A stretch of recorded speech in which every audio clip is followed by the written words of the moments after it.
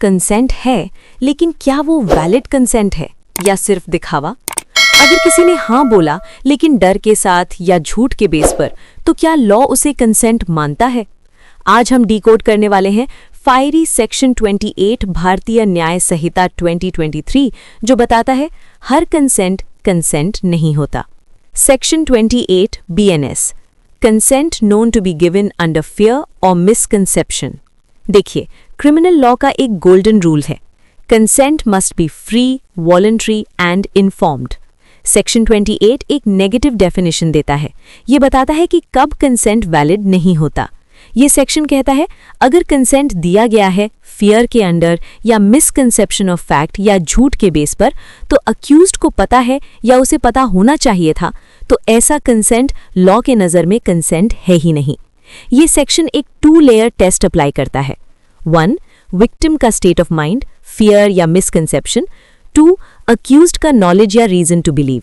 इसका मतलब सिर्फ विक्टिम का कंफ्यूज होना काफी नहीं है, अक्यूज्ड का अवेयर होना भी जरूरी है।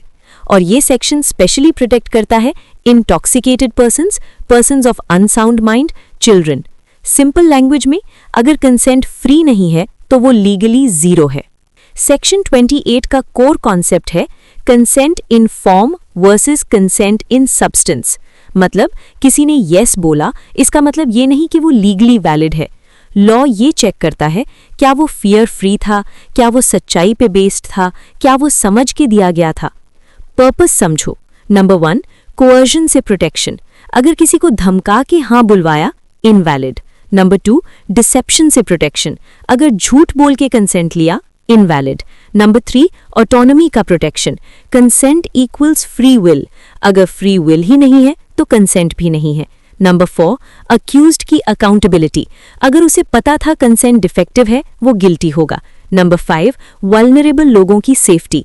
बच्चे, मेंटली अनस्टेबल, इंटॉक्सिकेटेड, इन सब का कंसेंट जनरली अनरिलायबल होता है। तो फाइनल प्रिंसिपल है real consent equals informed, voluntary and capable.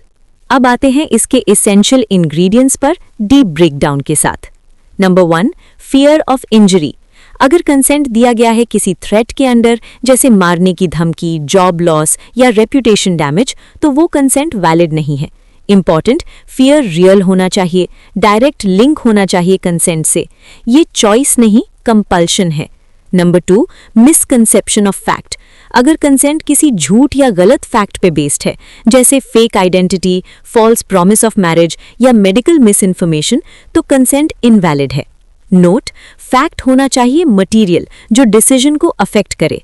Number 3, knowledge of accused. ये मोस्ट इंपॉर्टेंट है। अगर अक्यूज्ड को पता था या उसे पता होना चाहिए था कि कंसेंट फियर या मिसकंसेप्शन से आया है, तभी सेक्शन 28 अप्लाई होगा। अगर अक्यूज्ड जेन्युइनली अनअवेयर है तो बेनिफिट मिल सकता है। नंबर 4, अनसाउंड माइंड या इंटॉक्सिकेशन। अगर पर्सन मेंटली अनस्टेबल है या हेविली इंटॉक्सिकेटेड है और वो कॉन्सिक्वेंसेस समझ नहीं पा रहा, तो उसका कंसेंट इनवैलिड है। Number 5, consent of child.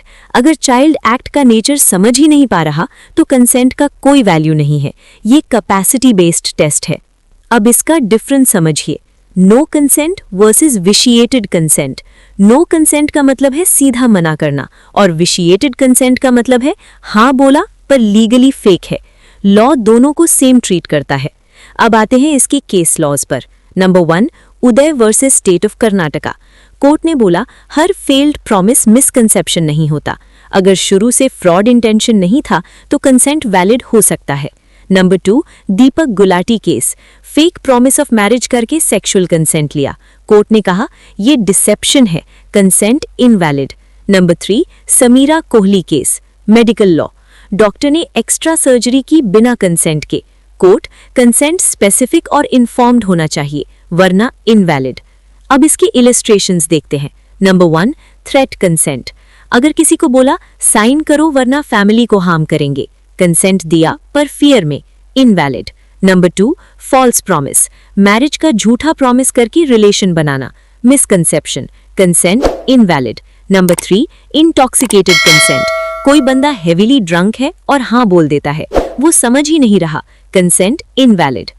तो फाइनल टेक अवे है, कंसेंट नॉट इक्वल टू सिर्फ यस बोलना, consent equals free, informed and capable. और सेक्शन 28 हमें ये सिखाता है, अगर कंसेंट मैनिपुलेट किया गया है तो लॉ उसे रिजेक्ट करेगा।